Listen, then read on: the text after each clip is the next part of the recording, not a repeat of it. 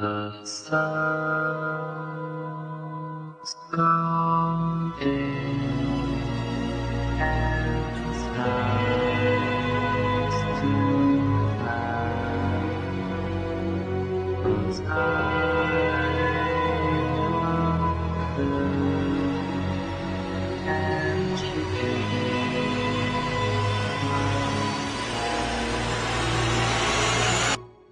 Hey, are you recording? Okay, so this is day 3, London, and we're off to... Sarah, tell Daddy where we're going. We're going to Big Ben. That's right, Big Ben. Oh, there it is, sweetie. It's right there. Honey, are you getting this? Daddy, look over here. Look at me, Daddy. She's really hyper today. Sarah, don't go too far. Birds. Look, Mommy, there's birds. That's your daughter. You know she gets that from you.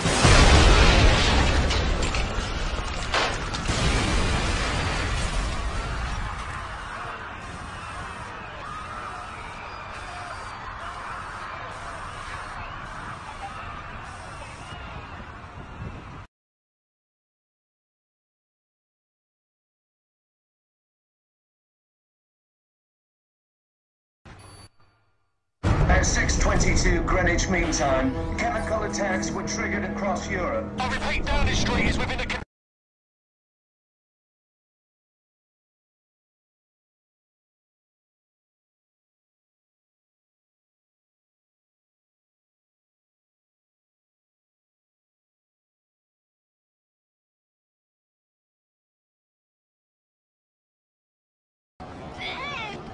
They're upset.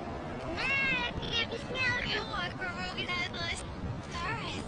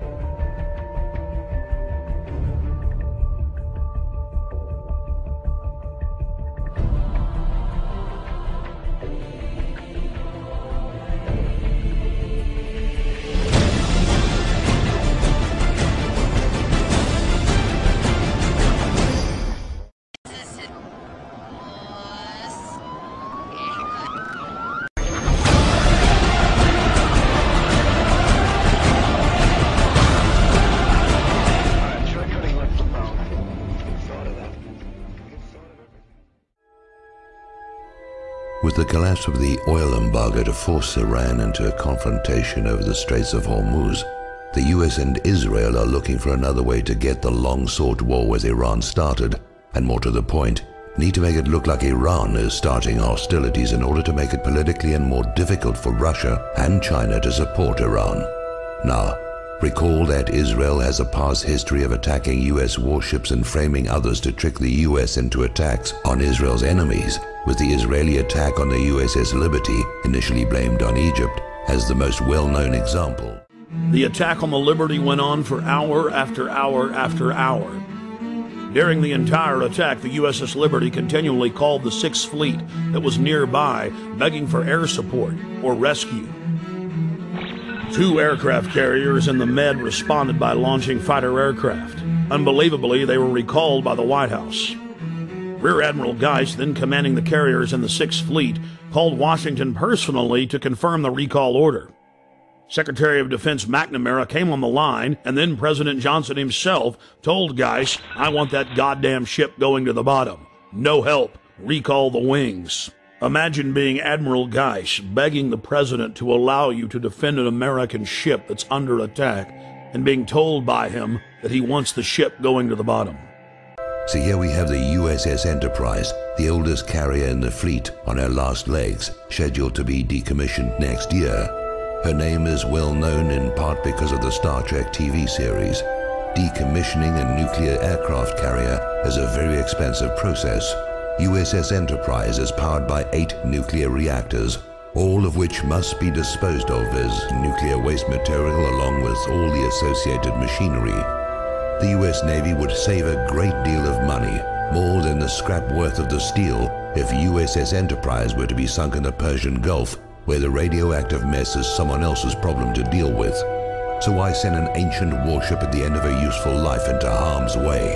The same reason Franklin Roosevelt moved a bunch of obsolete warships from San Diego to Pearl Harbor, while their newer carriers and warships were well away from Hawaii on December the 7th, 1941. Israel has 3 Dolphin submarines, given to her by Germany.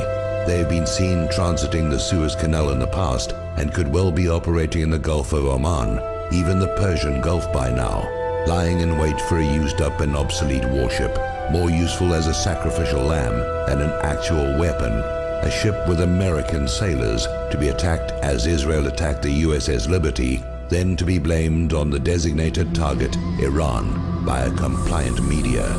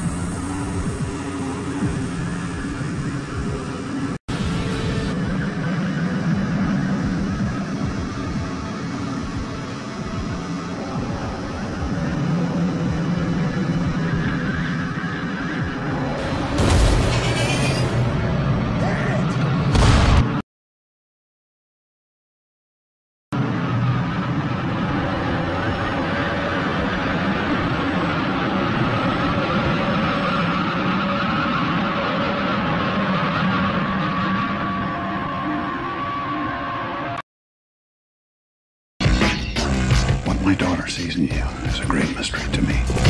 Enjoy these naval exercises, Hopper. They're likely to be your last. I'd like to welcome you all to the RIMPAC International Naval War Games.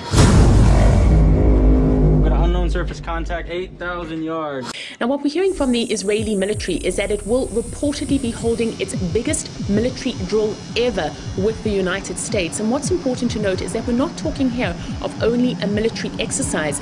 We're talking about the deployment of thousands of American troops into Israel. What we're hearing from both sides is that they will be testing various missile systems against rockets and against missiles. What we're hearing, though, from the Iranian officials is that they believe that this is the latest and most blatant sign that Israel is planning to attack Iran and attack it sometime soon. Is this some kind of exercise? Probably. They've created a barrier. My radar's totally down. They can't seem to penetrate it. They've created a barrier. My radar's totally down. They can't seem to penetrate it.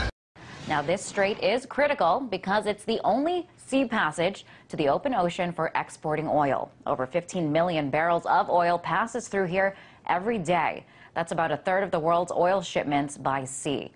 Iranian media says the country's senior official has already said that Tehran could definitely close the vital oil transit route in the Strait of Hormuz because of the oil embargo.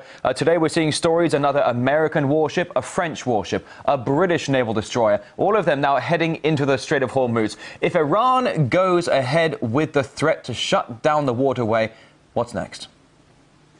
If it were to go ahead with that threat, I think that military, some sort of military strike would have to be in order. That would be too much of a provocation to go unnoticed. Inside. What are your orders? We're going in. We're looking at a global extinction event. It's your daughter. You know she gets it from you.